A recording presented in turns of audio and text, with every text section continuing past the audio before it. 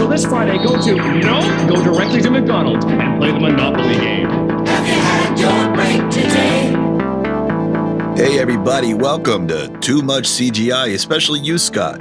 Welcome. Thank you. Welcome, my sidekick. Sidekick? Carlo? Fuck you. Fuck you! It's been a long week, man. Well, we're another year older, another year wiser. Happy belated birthday to you, sir. That's right. You too. I came over, I hung out with the fam. Yeah, FaceTime. We don't do much FaceTime, but yeah, it was good having people over. Awesome celebration there with a Mardi Gras themed party and shrimp boil and king cake, and it's great getting people together, and I always enjoy entertaining. Well, when you're like, hey, I'm doing a shrimp boil, I'm like, free food. That's all I heard. I was like, I'll be there. You could have said peanut butter and jelly sandwiches. I say free food. I'm not doing PB&Js. I'm going bigger than that.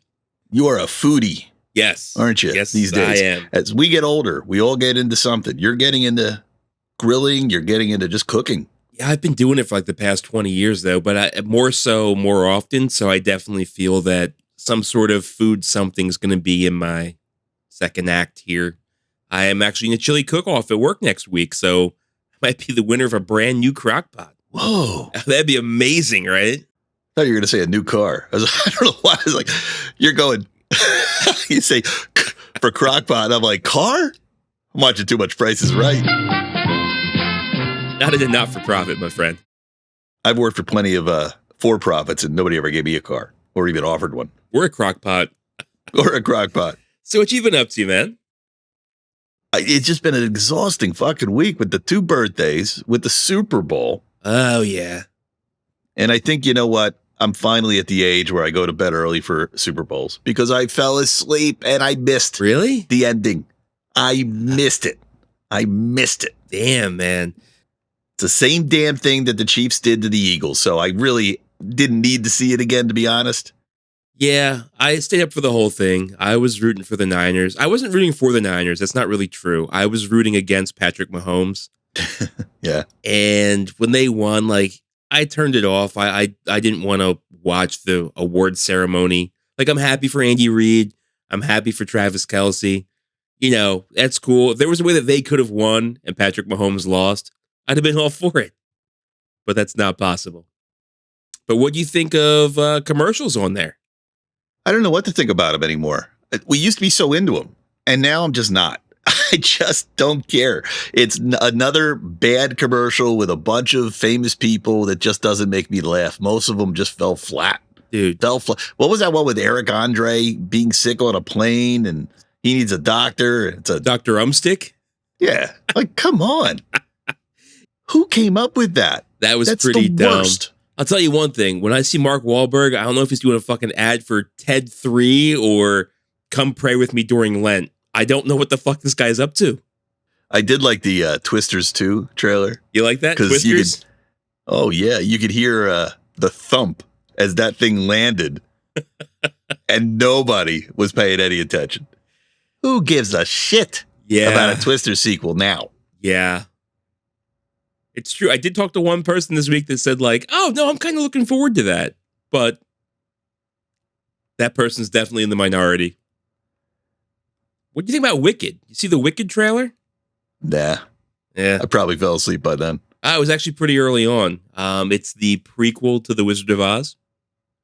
Okay. So it's based on the musical? Yes, it's based on the Broadway musical, Wicked.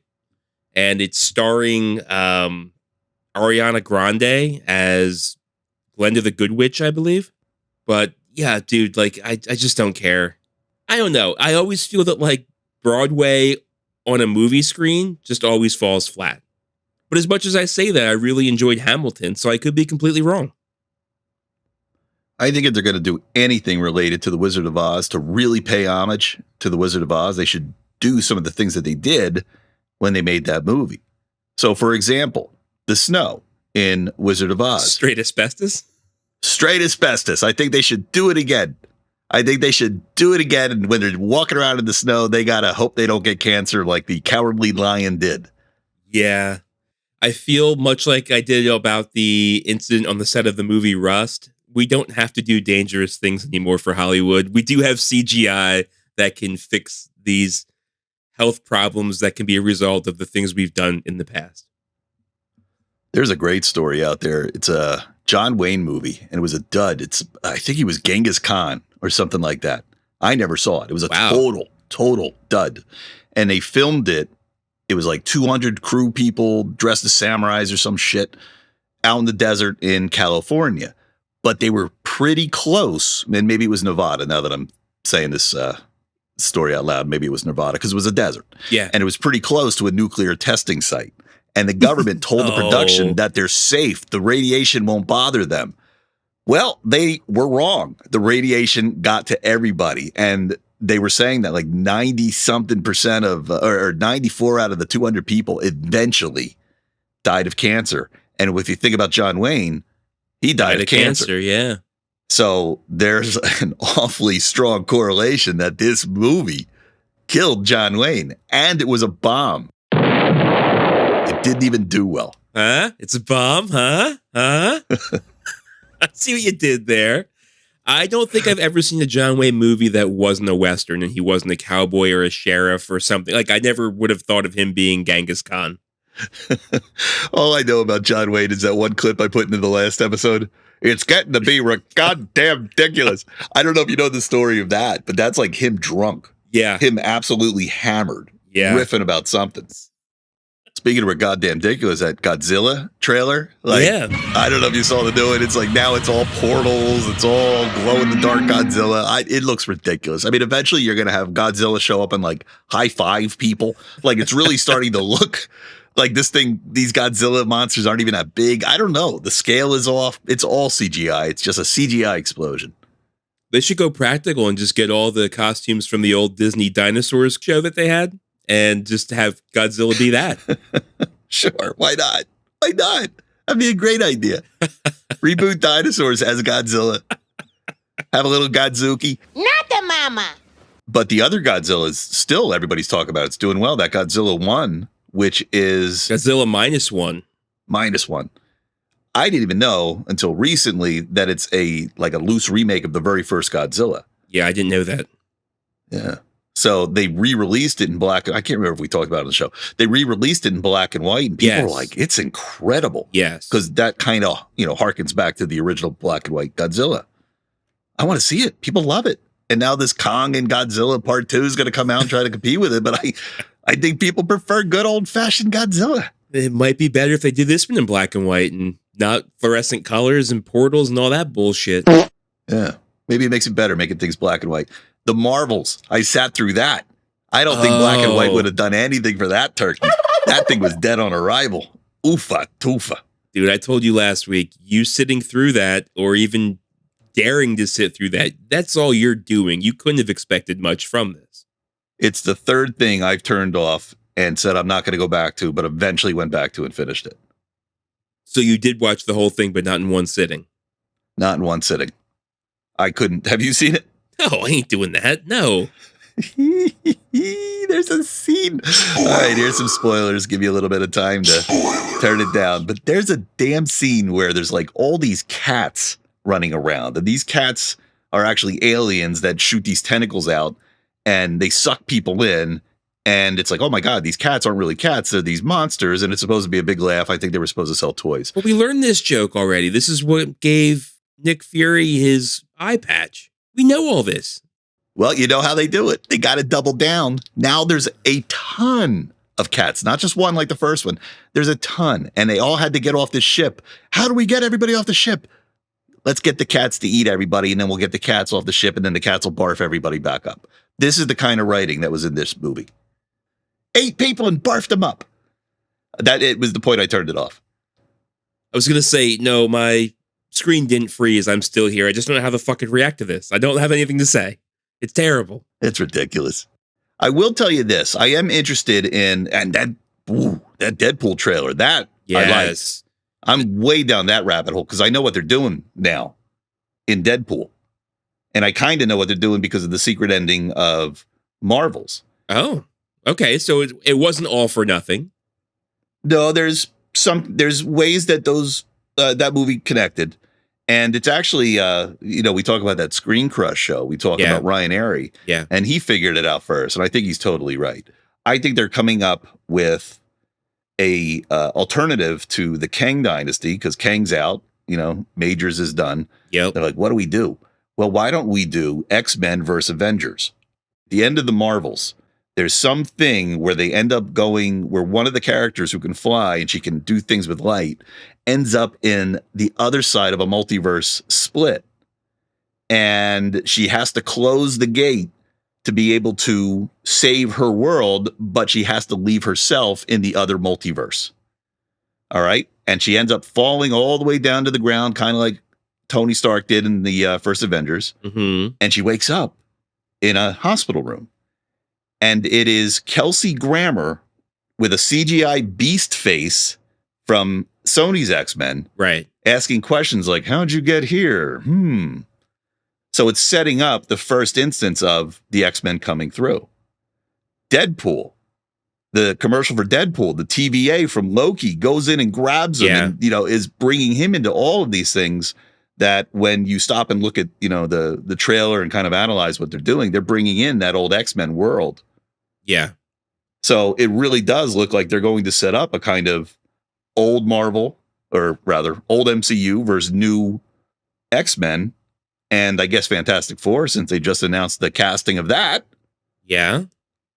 Pedro Pascal. Yeah, we'll talk about that a little bit later. Okay. Maybe in the news. But I think it's going to be all of these new characters that they're starting to bring in now, X-Men and Fantastic Four versus the legacy MCU stuff. And I think that's what the battle is going to be. That's going to be the big Avengers battle. It's going to be Avengers versus X-Men. It'll probably reset in a world where, now the X-Men and the Avengers hang out together. It's still going to be some kind of multiverse Secret Wars tied storyline. But I think that's how they're going to reset all of this nonsense. And we'll have just the best of the X-Men and just the best of the Fantastic. Well, I guess we'll have all the Fantastic Four. Just the best of the legacy MCU. I don't know if I have enough energy left to care. I like this. By the time they set all this up, though, I just don't know if I have enough left in the tank. As you were telling me about this, I was glazing over until you said Kelsey Grammer, and I was like, oh. But then, I don't know. Yeah, this is what I loved about the first 10 years. And these last 10 years have just been rushed, lazy storytelling. But, this sounds like a big thing. They're going to combine these giant universes. I'm in. Just do it right. But here's where I think I check out. You know how I feel about the current MCU. Going back to the Sony stuff with X-Men, I was in it for X-Men. I was in it for X2. X3 kind of lost me. I came back around for X-Men First Class. But then they went into Dark Phoenix Saga and all that bullshit. And the one where they had in Egypt, it was fucking terrible. So that ran its course. I feel like the current MCU ran its course. So we're going to take two franchises that kind of both ran their course and bring them back together to hopefully make something good. I don't know if I care. Call me cynical. I didn't look at it that way. Two dead franchises coming together to make the franchise that rules them all. That's a terrible plan in hindsight. Right? Am I way off the mark on this? Am I just a cynical old fuck? Or is there something to this? I think you're right. I think I just fell for the hype. Yeah, the writing's not going to be any better. It's still the same writers. Just with more toys to play with and fuck up. Prove me wrong. No, I think you're right. I was talking about it with my partner today, and he's like, you hate everything new MCU. I'm like, yeah, because the writers aren't good. I don't know why they invested in all of these non-superhero type of writers. They didn't know what they were doing. And same with directors. Not everybody knows how to direct a superhero movie. Yeah. Yeah, but I did see that the Deadpool 3 trailer has been the most watched trailer over the course of just 24 hours. So many millions, if not billions of people have watched this thing, and it's just ridiculously popular. And I see this being I still care about Deadpool. I want to see where that goes. Deadpool and what they're planning on doing here could bring me in. One of the things I heard, I don't know if it's true, and I don't know if it happened yet or it's going to happen, but Bob Iger supposedly was going to say at the Disney earnings call, he's making a statement we're only doing one Marvel movie a year. He's acknowledging, we went too fast, too hard, and made bad shit. So we're going to slow down. We're going to go back to our old formula. Well, good. Get good directors who are really special. You guys are trying to make massive movies, and you're getting directors who barely know what they're doing. I mean, it's like you're picking up directors who just did an indie movie, and you're like, go ahead and make the Eternals. Yeah. Like, what? Yeah, I don't know, man. I don't know. But it sounds like they're taking a step in the right direction there. I mean, if they're only doing one a year, that means that like the number of opportunities and how hot of a commodity that's going to be compared to the 4 to 6 properties they're putting out now per year, maybe they'll be a little bit more choosy with who they're hiring and putting in charge at the helm. Well, I think they will be now. I think they learned their lesson. I mean, I was watching that Marvels movie, and I'm like, so I've heard people say, even Ryan Airy, who I love his show, he's like, it was fun. I'm like, I'm being punked. I am not going to finish watching this movie because somebody's watching me right now watch this movie, rolling my eyes, shaking my head. And I'm like, wait a minute. I'm the punchline of some joke. Nobody can really like this movie. Do you regret going back and finishing it, or was that surprise ending enough to make it worth it? No, wasn't enough. It wasn't enough. You still regret it? I still regret it. I'll never get that time back. I could have been asleep. You know, sleeping is good for you. Yeah, it is. Yeah, well, Marvel might be actually harming my life at this point. So, well, time will tell. Time will tell. I learned another interesting thing this week. Oh? Do you know who David O. Russell is? Doesn't sound familiar, no. All right, I'm going to play you a clip. I know you've heard this clip. Okay, so I'm just saying, let's just, it's impossible. One actor's doing one thing, another actor's doing another, and I'm not as brilliant as you. I can't keep up with you. No, but we're being very patient. We're being very efficient. Be patient with you. So you can Let's try to- rehearse. You're being impatient. No, I said patient. Let's rehearse. I couldn't understand you. No, this is not the first time. Fuck you! I'm just trying to fucking help you. Do you understand me? No, you're I'm not. being a fucking collaborator. I'm just trying to help you figure out You're- the fucking picture. Hey, bitch! I'm not here to be fucking yelled at. I worked on this fucking thing for 3 fucking years, not to have some fucking cunt yell at me in front of the fucking crew when I'm trying to fucking help you, bitch! Figure it out yourself. Well, I have to do that. Yeah, fuck yourself. Good. Why don't you fuck your whole movie? For you. Why don't you fuck your whole movie? Because that's what you're doing. Well, hot damn, he's a fucking gem. Yeah, how about that, huh? So this is like early viral video. This shit went around. I'm pretty sure I remember hearing it on the Stern Show, and I forgot about it. And I was thinking, who was that guy that was fighting with Lily Tomlin and calling her the C word? What was that? And then I had to kind of go back and look him up, and I realized he's a big time director, and he's still working today. And I was like, I got to see if this guy's done more bad shit than just this viral video. And it turns out that this video was actually passed around. There was, even before it was viral, like it was passed around to like casting agents and things like that. Like, hey, pay attention to this guy, David O. Russell. Oh, so in the industry, David O. Russell kind of got black flagged? That's the fucked up part. He didn't really get Me Too'd. He didn't really get flagged, but everybody knew about it. And as I was looking, down this guy's, as I was looking down his rabbit hole, Scott, what the fuck was I trying to say there? As I was looking down the rabbit hole at him, I found out that there's a handful of movies that have a lot of drama because of him. Wow. You want to hear about some of these movies? So this was I Heart Huckabees. That's what this movie clip came from. I believe so, yeah. Yeah. Holy shit. Yeah, I'd love to know what this guy's up to now and who else he's yelling at. All right, so I'm going to read you a list of his movies. Starting in 1994, this might be the one that he started with or the first one he got popular with. I don't know, but I do remember this movie, Spanking the Monkey. I do not know that one. Russell's directorial debut, a dark comedy that won him the Audience Award at the Sundance Film Festival. All right, then he did Flirting with Disaster. Do you remember that? That sounds more familiar. I know Ben Stiller was in it, a comedy about a man's quest to find his biological parents, which became a critical success. Yeah, I do remember that. And then he did Three Kings, 1999. I do. That was James Gandolfini, right? Not James Gandolfini. That was the George last castle. Clooney? George Clooney and Wahlberg? Wahlberg and Ice Cube. Ice Cube. Okay, right. I do remember that.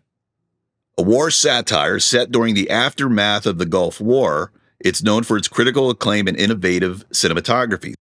I Love Huckabees, 2004, the one we just talked about there, an existential comedy. It was weird. I've never seen it. You ever saw Huckabees? No. That was Lily Tomlin, obviously. Dustin Hoffman was in there. Mark Wahlberg was in there. It was like a big cast, a lot of famous people in there. But yeah, it was a weird, artsy kind of, like, I remember this was post 9/11 and Mark Wahlberg played a firefighter, but because he was striking from OPEC and oil producing countries, because that's who he felt killed a lot of his coworkers in the 9/11 terrorist attacks, he refused to ride on the fire truck. So he'd be a firefighter that would like either ride a bicycle or he would get to the fire by running because he would refuse to use a fire truck because he didn't want to support OPEC. These are all movies that when they came out, they were just too serious for me. Yeah. I was like, there's no Freddy Krueger, there's no Spider-Man. I can't follow. Well, and then he met like Lily Tomlin and Dustin Hoffman, who were like these like life coaches, of these new age thinking life coaches, and like they kind of did fourth wall breaking shit with like bubbles. It was just like way too fucking heady for me at that stage of my life, and probably still to this day. Wow. All right, well, stick with me here. So in 2010, The Fighter. By the way, I've seen none of these so far. Up to this point, I haven't seen any of his stuff, but I've known about them. They all have a great reputation. Like The Fighter sounds like the most generic title I've ever heard in my life. What's The Fighter? Who's in this? This is Christian Bale, Mark Wahlberg, Mickey Ward. I don't know who that is. I may have seen this.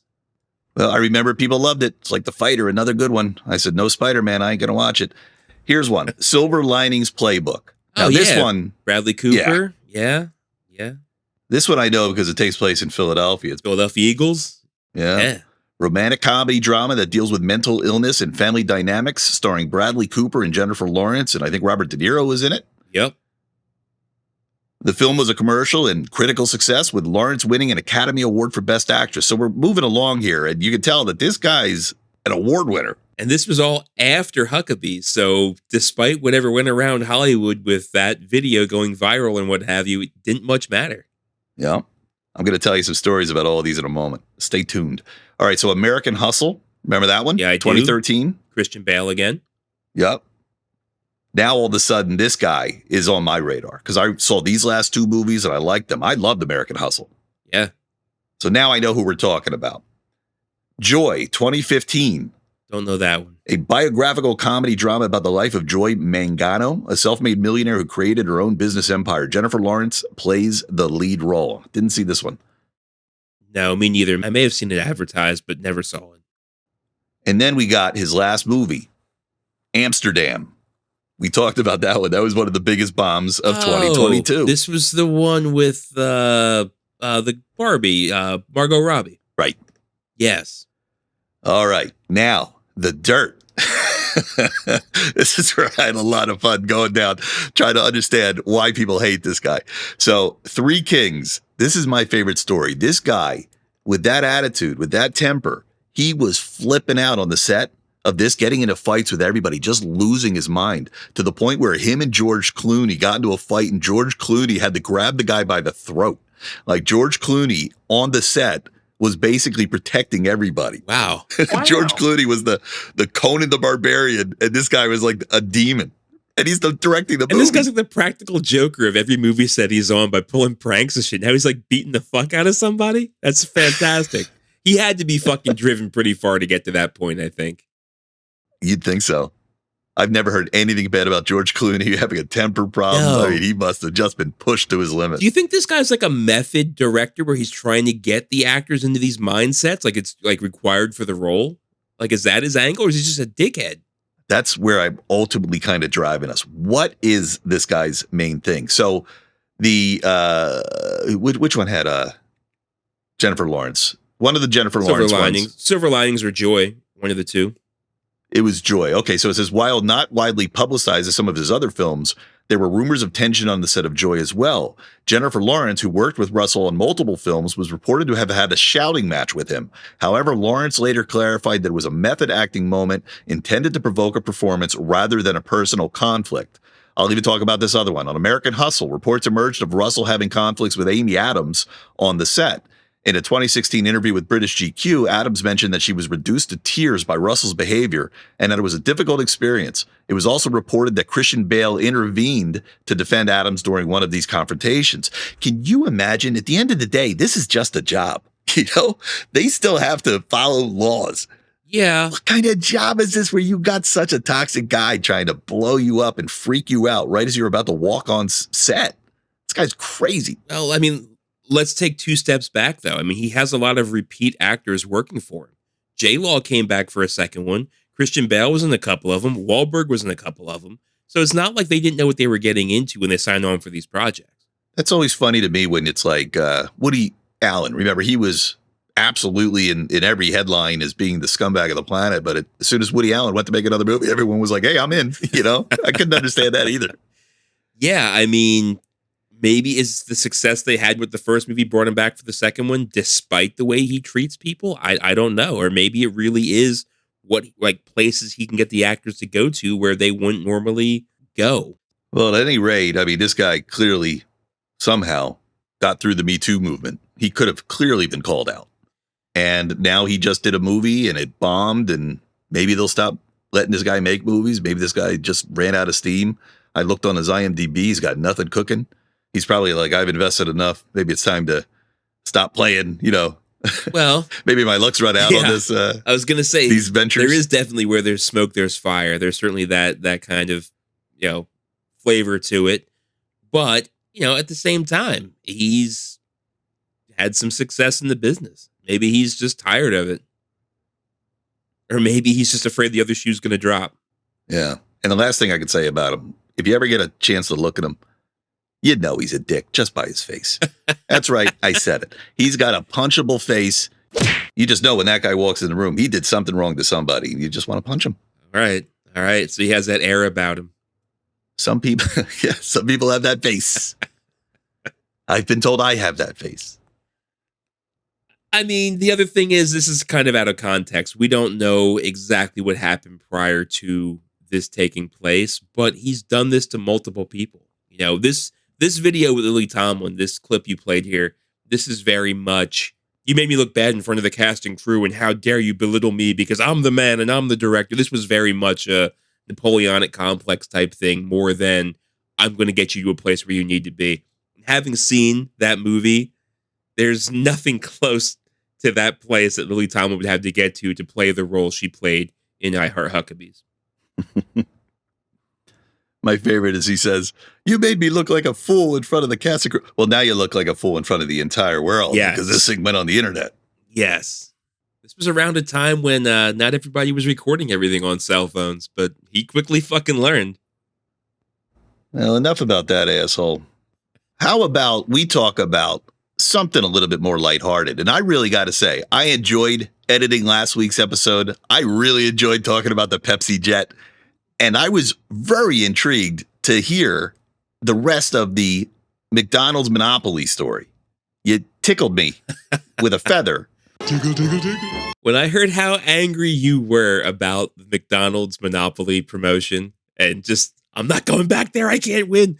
And you felt that way without even fucking knowing that there's a whole scandal around the whole thing. I was like, I have to be the one to bring this news to you. So I did put the story together for you this week. We're going to be talking about the McDonald's Monopoly scandal. And just to set the stage, for those that don't know the McDonald's Monopoly promotion, I'll break it down. If I'm forgetting anything, please throw in your memories of this.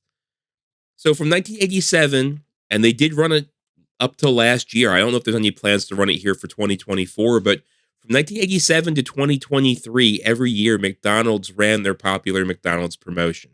And really what the promotion involved was participants using a Monopoly game board that was distributed at all the McDonald's restaurants, and they would use this board to collect game pieces. And I also remember, I feel like I got one in the Sunday newspaper when I was a kid, like it came in like with the advertisements of the Sunday newspaper.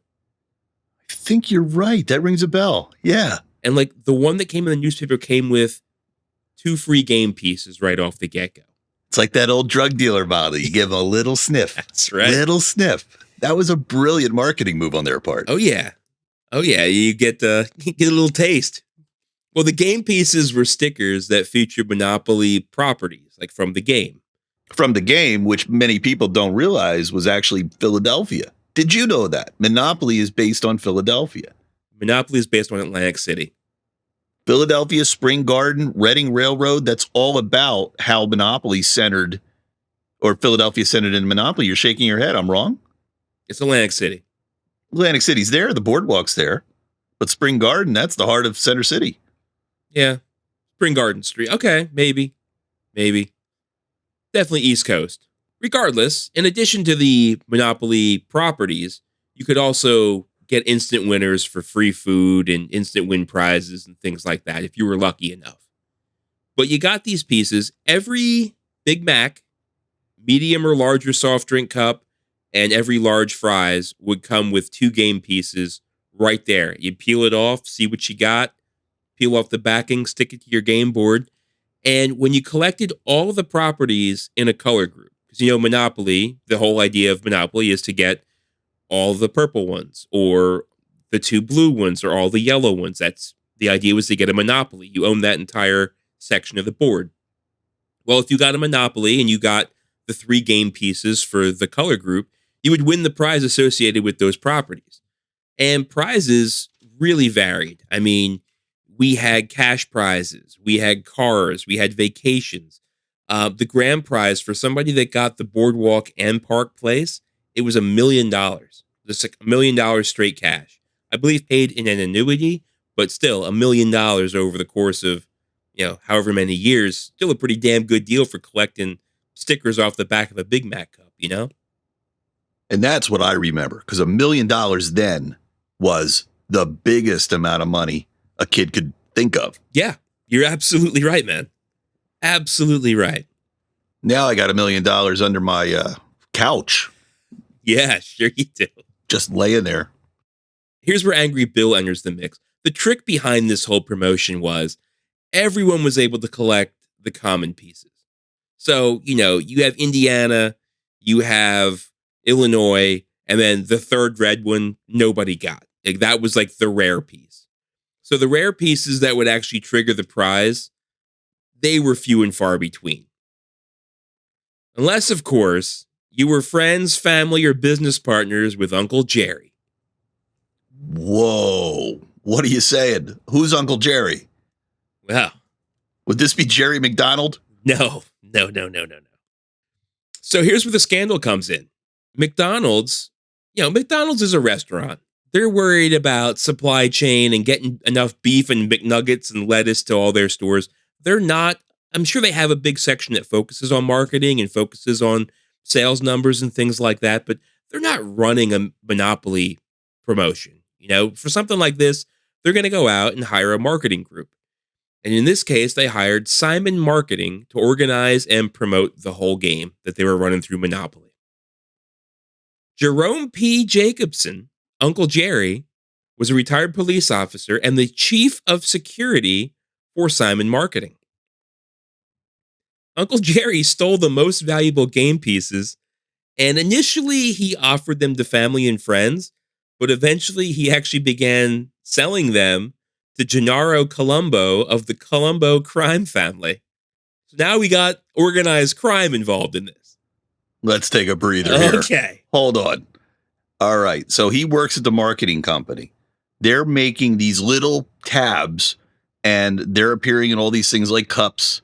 So the cups are in the company and this guy's just like going through the inventory and just plucking out the right color.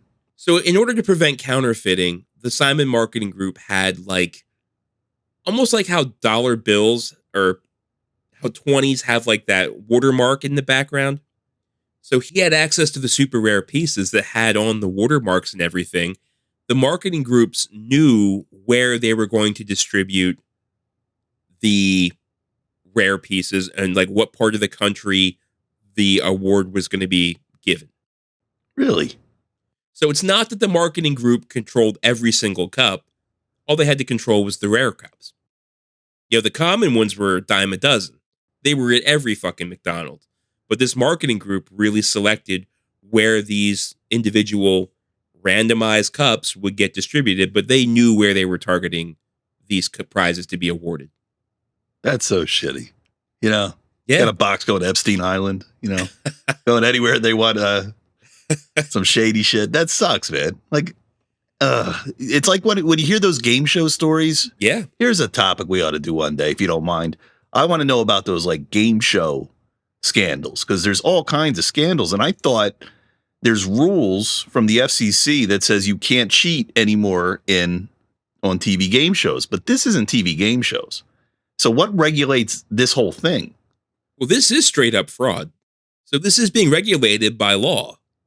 Yeah, it's definitely fraud to tell you that you have a chance to win something when Uncle Jerry's taking all the stuff. I mean, that's fraud. Well, here's the thing. McDonald's didn't know Uncle Jerry. I mean, he was just head of security at some marketing company that they hired to do this, like some third party. This wasn't really a McDonald's thing, you know?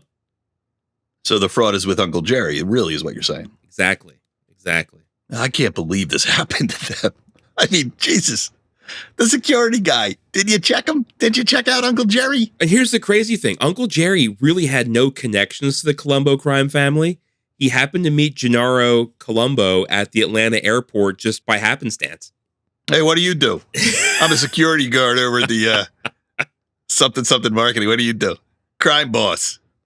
Don't tell anybody. And it's possible he knew who Colombo was just from his previous life as a police officer.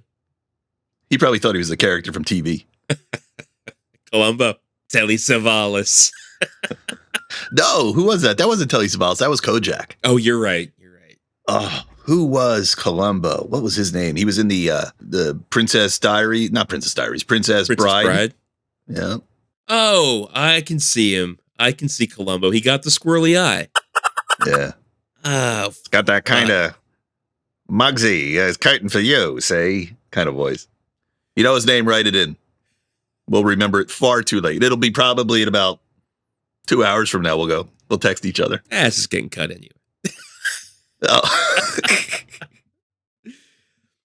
So, I mean, really, you have to figure you only have so many friends and family you can give these pieces to before it looks really, really fucking suspicious.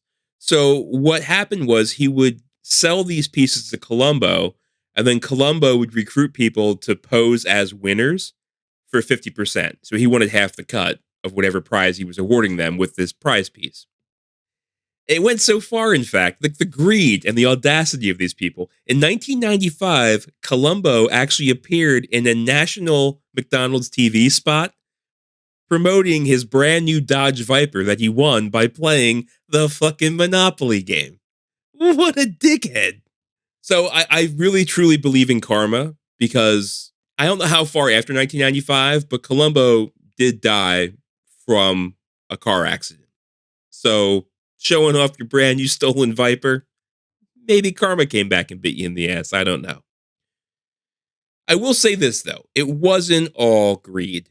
In that same year, 1995, a $1 million game piece was anonymously mailed to St. Jude's Children's Hospital in Memphis. And I believe in 2001, McDonald's paid St. Jude their final $50,000 installment for the $1 million. So they did some charity stuff with it as well. Maybe that was to help ease the guilt they were feeling from ripping off everybody else in the country that was playing this game. But, you know, at least the Children's Hospital there in Memphis did get some benefit from this fraud. Who do you think mailed this? I think it was probably Uncle Jerry. You think Uncle Jerry did that? I think so. You think it was Columbo? I think it was just some rich guy who was like, oh, look, I won another $1 million. You know, maybe I'll give this one away. Well, that would be foolish. If there was actually a rich person who was going to give $1 million to a hospital, they would have actually donated it, not anonymously, and used it as a tax write-off. Very good point. Yeah, maybe it was Uncle Jerry. What a crazy story. How can we find out? I don't know. Anonymous. We got to get Uncle Jerry on the phone. I want to see if I can coerce him into telling us. Well, all in all, this group of individuals, whether friends, family, or business acquaintances, if you will, stole over $24 million in cash and prizes through this scam. When investigations began, Uncle Jerry was the prime, right in the crosshairs suspect. They weren't looking at anybody else. But as the investigation continued, at the end, 53 people were actually indicted, many of whom were part of the Colombo crime family, and also other employees at Simon Marketing. So when this all came out, McDonald's cut ties with Simon, and each company sued the other for breach of contract. Now, these lawsuits were settled out of court. I don't really know how these played out. But the big loser in all this was Jerome Uncle Jerry Jacobson. He pled guilty to 3 counts of mail fraud and had to serve 3 years in federal prison. And this whole story they go into such really good detail in a 4-part docuseries that HBO put out in 2020 called McBillions. And like the ties of the people and the winners and how this all came out and the trial and the crime family. And it's way too intricate and involved to get into here, but this certainly will answer your question, wet your whistle. If you want to know more, check out McBillions. This is the scam that was McDonald's monopoly. Do you know, was this the first time they did it? Because I remember it came back a few times. It went on for several years. Like I said, the first year they had McDonald's monopoly was 1987. I don't think he was ripping them off right from the rip. But, by 95, we got Colombo showing up with his brand new Viper. So it was sometime shortly thereafter. I was in high school, I think, or early 20s, where I had enough disposable income just to get, some Big Macs. And, yeah, this was actually something I thought and everybody thought we could win. It just seemed like if we bought enough of this garbage, because I remember they tempted you so much. You got enough to make you think that all I need is one more piece, just one more perfect piece. And then I can get a goddamn free pack of fries. I remember it was always run right around the spring, and then we run for maybe 2 months. And I remember buying so much more McDonald's. This is anecdotally, like, I don't know. I can't say that this was McDonald's biggest promotion ever. Like, I wasn't able to find any kind of records for that. But for me, I ate a lot more McDonald's food while Monopoly was running than any other time. And at one point, I had like 3 different boards going, and they all needed the exact same piece because all I had were fucking commons. Because I didn't know Uncle Jerry. I had no chance at winning one of those fucking things. No, me neither. Jerry didn't know us. We didn't know Jerry. That whole campaign, I remember studying it in some classes for marketing. There's certain psychological principles, and I can't remember them all off the top of my head, but like fear of missing out, scarcity. Like when you see Amazon says only 2 left, there's only 2 left at the moment. They got plenty more in the warehouse. You know what I mean? But they put that on there to get you motivated to buy. And these contests, they are great. Coupons are great. Coupons lure people in like crazy. They're like, I'm getting one over on the companies. I'm getting one over on the retailers. I'm getting all the discounts that other people don't know about. Yeah, they all know about them because the retailers are giving those discounts out to the affiliate sites they're basically coupon sites or cashback sites. It's all planned. Nobody's getting away with anything. And the psychology behind it, you're absolutely right. It is amazing how, if you really study it, but those free boards that came out in the Sunday newspaper, they came out in the coupon section. So if people are enticed by coupons, you already got 2 pieces to start off. You'd be foolish to stop now. You could win $1 million or a Dodge Viper or a Caribbean vacation. I remember there were cruises on there. There was all kinds of shit you could win. And the prizes changed, but nobody really had an honest chance of winning is what we learned. Now, I'm sure it's gotten better now that they cut ties with, and by the way, when Uncle Jerry went to jail, it was 2001, and it happened right around the time of the attacks of September 11th. So this was quickly forgotten. I mean, clearly current events overshadowed Uncle Jerry and the fucking McDonald's monopoly thing. But yeah, so 2001 is when this all went down. So they've run it 22 times at least since then. Actually, that's not true. They skipped a year because of COVID. So they ran it at least 21 times since this all went down. So I guess it's legit now. I don't know. I'm once bitten, twice shy. I feel foolish for having I'm not ready to love again, you know? Wait a minute. So you're telling me it's still going on? I'm thinking you're talking about something that ended 20 years ago. No, they just ran. That's how long it's been since I went to a McDonald's. They just ran a Monopoly promotion in 2023. They still have the McRib. They said the McRib was going to be going away forever this past summer, and then they already released it twice since then. So, but to your earlier point about like, you know, supply and demand, yeah, they said it was going away forever. There was a huge spike for it, and then they re-released it again. So, no, it's not going away. It's all psychology. It's all psychology. They're all fucking with you. I remember the fresh, you know, you get your burger delivered, and the lettuce is on one side, the meat's on the other. Deluxe, I believe it was. I fell for that one. I was going to get an Arch Deluxes. I was like, yeah, this is a fresher hamburger. So stupid. Well, you know what? We could actually do something kind of fun right now. Oh, what do we got? A surprise game. This is a surprise, Clark. Oh, a surprise It's game. a real nice surprise. Now, do I have an honest chance to win this game? Of course not. Fuck. So were you aware that if you go into a McDonald's and you say certain code words, they can give you food that's not on the menu? They do this with In-N-Out Burger, like with like Monster Style and stuff like that. So yeah, I'm familiar. I don't know if I knew McDonald's did it, but this is a common thing in the food service industry. I'm going to read some of these that you can walk up to the counter and say, one of them is bullshit. Oh, okay. I like this. All right. First on the list, the McCrape. The McCrape. McCrape. This would be a hot cake filled with yogurt parfait. You can ask for the McCrape. All right. You can come up to them and you can ask for the McGangbang. That's right. This is true. I've heard the McGangbang. This is a chicken sandwich and a McDouble put together. You got it, man. A McChicken sandwich inside a McDouble hamburger. Yes. Is that what you just said? Yes. Yeah. All right. How about a Monster Mac? Yes. This is when you take two Big Macs, but you put them together. Well, they got Big Mac with 8 beef patties. Oh, my God. I think that'll kill you. They call that Mick Heart Attack. This next one is called the Mick Heart Attack. Are you shitting me? Really? This is 20 pieces of meat, 20 pieces of cheese, 2 pieces of sourdough bread, and a little bit of McFlurry shake on top. How the fuck would you even eat that? Like that's bullshit. That's stupid. All right, the poor man's Big Mac. I guess that's one. A McDouble with extra lettuce and Big Mac sauce without the standard ketchup and ketchup and mustard. Don't put makeup on your hamburgers. What else do I got here? The McKinley Mac, a Big Mac with quarter-pound patties.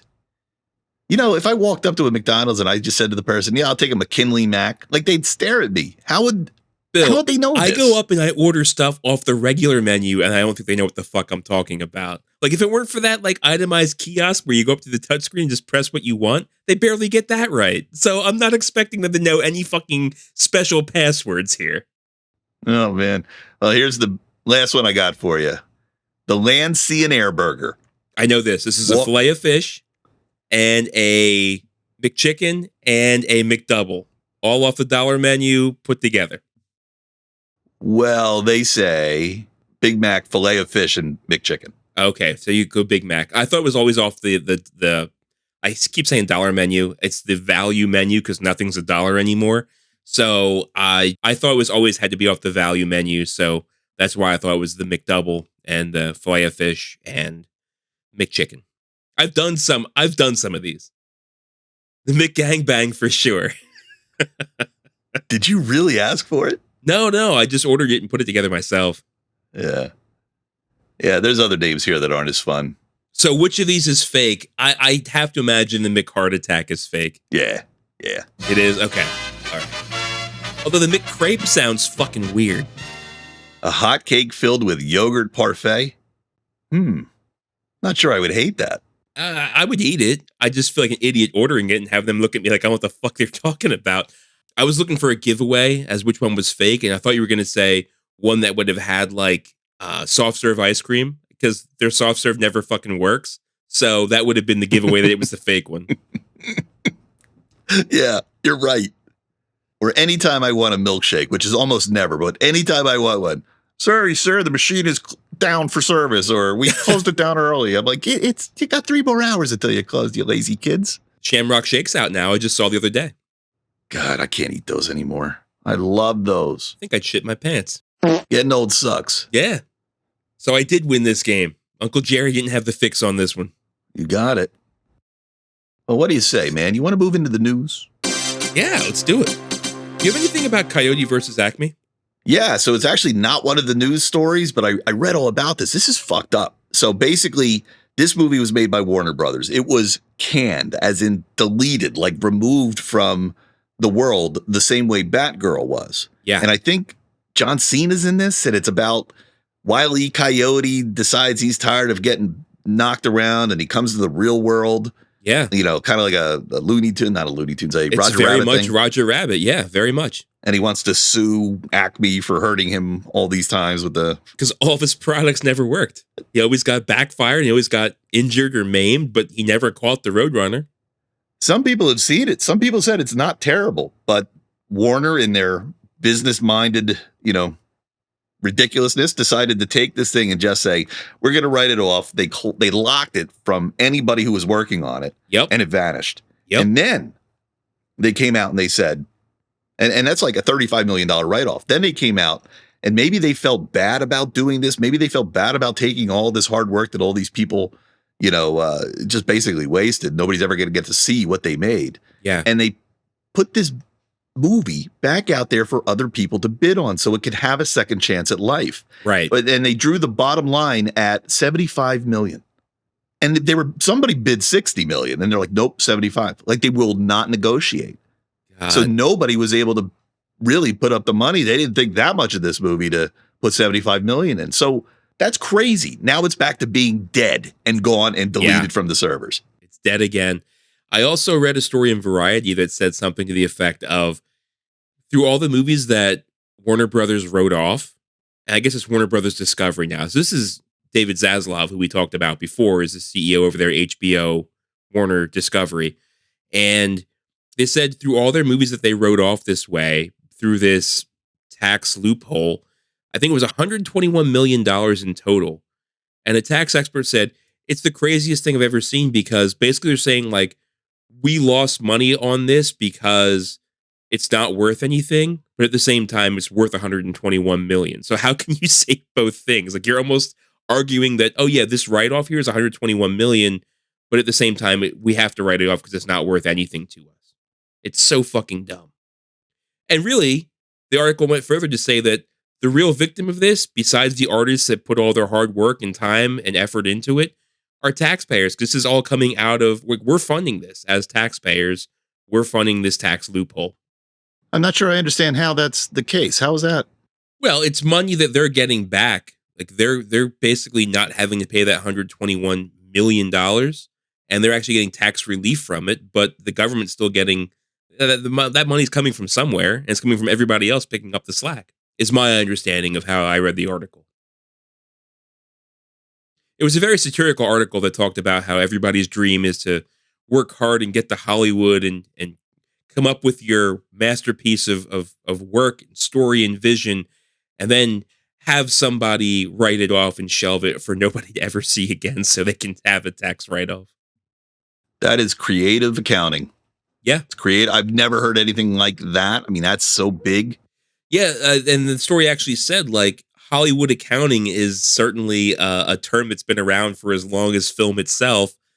In the past, they say that it wasn't uncommon for the books to be cooked, but in this place here, they're just fucking completely blown apart. Yeah. Crazy, man. Crazy. This is a different day in Hollywood, man.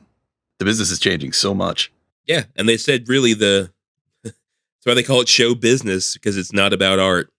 Yeah, and once again, I sit on right in the middle, and I hear the complaints about, all these talented people went in, put all this hard work into this movie. They got paid. They got paid what they were going to get paid. That's what they agreed to. Movie didn't come out, but they got paid. They did the job, but the movie didn't come out, but they got paid. You know, so you kind of look at it and go, you know, sometimes we do work that doesn't see the light of day. And why can't that apply to the Hollywood machine as well? But then you go, it could have come out. It could have. It could have come out. It didn't need to be shelved. You could have found another creative accounting maneuver to bring it out. And the belief isn't always that these movies aren't going to be successful. That's not always why they shelve them. Sometimes they shelve them because they're afraid it's going to be moderately successful. Not that it's going to be making them like all their money back, but popular enough that it will gain traction. And then they'll have to pay dividends or residuals as long as the movie's around. If the movie is not around anymore, no residuals to worry about, bad money spent, no more money being put out because of it by any chance of it being successful. So it is a way to manipulate any future money owed to these people that acted or produced it. Amazing. That makes sense. I didn't catch that in the stuff I read. Oh, yeah, I'm sorry. Maybe I should have led with that. Yeah, a lot of people don't like this Zaslow guy or whatever his name is. Zaslav. Yeah. Zaslow. What's his name? Zaslav. David Zaslav. Yeah. Yeah. Reminds me of Karnov. Remember Karnov? Yeah. The old Nintendo. Yep. He was like a big Russian guy who could breathe fire. Yep. Yeah. Well, now he runs Warner Brothers. We've said multiple times on here that the business people in Hollywood are non-creatives, but I'll be goddamn, this is some of the most creative accounting I've ever seen in my life. That is very true. Hey, so we talked earlier about Fantastic Four getting cast. Yeah. Do you know the people they cast? I only know one of them. I just know the one. I just know that it's, I said his name, our buddy from The Last of Us, Pedro Pascal. Pedro Pascal? Yeah. Yeah. What do you think about that? Yeah, okay. Works for me. I mean, I still think that Jim from the Krasinski, that's his name, right? Yeah. I think he was more of a Reed Richards in my mind, but I like Pedro Pascal. I was thinking about this casting because it's like you got a history of pulling actors in and getting pretty close to the original character. Iron Man's not totally like Iron Man in the comics. He's not an alcoholic. There's other storylines that don't apply to Iron Man. Thor is not really much like that. So it's okay to be able to take an actor who is great, people like to go see him, and work a character who doesn't really resemble him. It can work. You've Sure. seen it work in Marvel's past before. So I'm kind of like, I'm excited because I love this actor, but I'm also like, he could have been something else, probably a little better. So if the X-Men are coming out, I see him being a better Wolf because Hugh Jackman is only going to do this Deadpool and he ain't coming back for any more. Right. Wouldn't he have been a good Wolverine? Yeah, I could see him being a good older Wolverine. I would like to see him be a Dr. Doom. We know he can play behind a mask. We've seen him on The Mandalorian week after week. There's a great Easter egg, by the way, in that Deadpool trailer where right when you see Deadpool laying on the ground and he's like, "Hey, you animal, pick me up," or whatever he says to Wolverine, as Wolverine kind of comes over him and brings his blades down on him. Right to the left, there's a comic book just laying there in the dirt. And if you zoom in, it's a comic book with the face of Dr. Doom on the cover. So they're sort of saying this comic book is an Easter egg to signify the fact that Dr. Doom is now coming in and maybe in this movie. Okay, I'd be down for that. I like Dr. Doom. You got to do him right, though. Yeah. Hasn't been done right yet. No. So who else aside from Pedro Pascal will be looking at? All right, we got Vanessa Kirby, who I know from nothing. Never heard of her. Never. I was going to say, okay. We got Eben Moss Bacharach. Uh-huh. You know him, right? Nope. Good. Me neither. Okay. And Joseph Quinn. Oh, Joseph Quinn. Okay, Joseph Quinn is the long-haired kid from Stranger Things. He played the Metallica song with his guitar. So yes. All right. So that name suddenly rang a bell. All right. I know 50% of them. So I'm going to guess the last one there is going to be Human Torch. Yep. Yeah, that makes sense. Do you know this guy, Eben Moss Bacharach? He looks familiar to me. So, like, is this guy you're asking me about, the Eben, I forget his name. Is he like a big guy? Because I think of like The Thing, and he was like a pretty bulkier dude. Yeah, these pictures, he doesn't look that big. You'd think they'd go for a monster guy. So I guess they're going to CGI it. I mean, I'm thinking back to like Twisted Metal. They got fucking Samoa Joe in there. You think maybe Samoa Joe's available? Damn, you know he's available. You know he's available. All he's got to do is a little bit of Twisted Metal. He's got plenty of free time for Fantastic Four. Yeah, that guy would be amazing. It seems like a better fit. Yeah, we'll see. We'll have to see. We will see. But the X-Men are coming. The Fantastic Four are coming. This is the other thing. Fantastic Four. Fantastic Four was never X-Men. It was never Spider-Man. It was its own world. Every time they redid it, it's been its own world. And every time it fucking sucked. Every iteration of it's been terrible. And this is even going back to we're talking about movies that were shelved and never meant to come out. There was an original Fantastic Four from the 1960s that they never released because it was fucking awful. And it was never meant to be released. It was only meant to keep the rights. Put a movie together, therefore you could retain the rights. And all the actors thought they were making a movie that was going to be released. You know what? That's the original fucking Zaslow. It is. I know. So, there we have it. But then there was the other Fantastic Four. Then they rebooted it with the other Fantastic Four. And there was a fourth one then, right? There was the Corman one, which is Corman was the original back. That's the one that was only meant to keep the rights. Right. And then there was the original one with Jessica Alba. Or the second one. Made two of those. But then they scrapped that whole thing. That's when Chris Evans was Johnny Storm. Before he was Captain America. Then there was another Fantastic Four with brand new people who I can't even remember who the hell that was. Yeah, so that was made by a guy named Josh Trank. Yeah. And he was like the new darling in Hollywood. He made a really interesting movie that was kind of fantastic on a low budget. So they said, let's give this guy Fantastic Four. But he was like, I'm going to make something completely wild and crazy. And the studio got involved and fucked that whole thing up.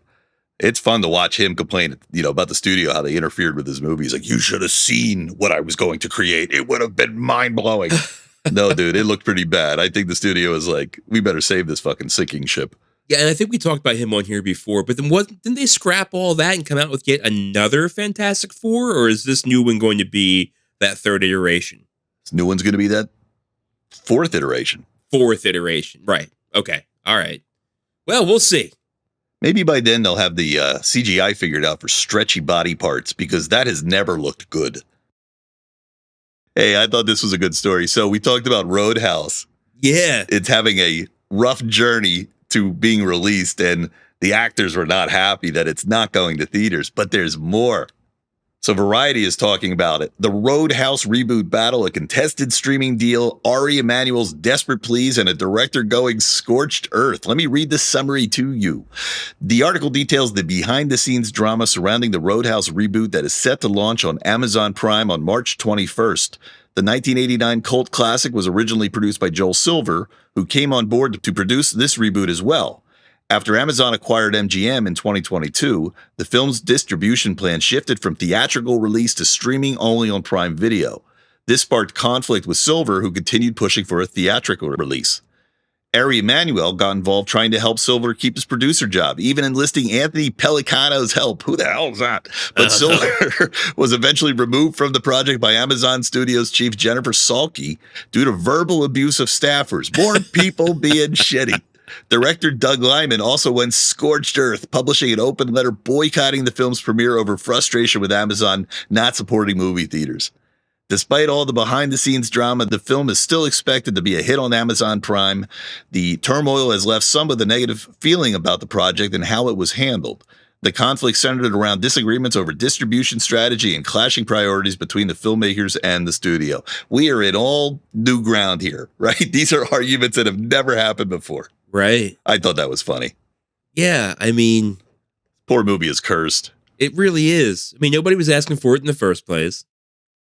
And now it's out. I've seen the preview. I think was this a Super Bowl preview? Was there one? I don't remember. I don't know. I don't remember either.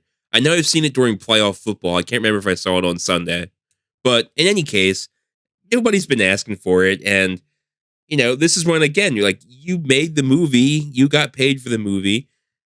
Was part of your contract an agreement that this was going to the theaters? I don't know, but why go scorched earth and get nothing from it? Yeah, just blackballed in Hollywood as being a guy who's hard to work with. Yeah. And honestly, this feels like a remake of a movie that should have been streaming all along. Kind of does. I may watch this on streaming, but the idea, I was only ever going to watch this on streaming. Like, the idea of me going to a theater to watch this was never in the fucking cards, buddy. Yeah, I just don't know why they think these properties are always going to work. Like the Fall Guy. Maybe it'll work because people like the actor now after Barbie, but like, it's not even a good story for a movie. Right.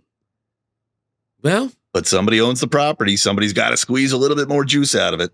They bought it. They have the brand, so they got to do something with it, I guess. I feel like all the money that used to just be thrown around, like, I feel like they're really clamping down on it.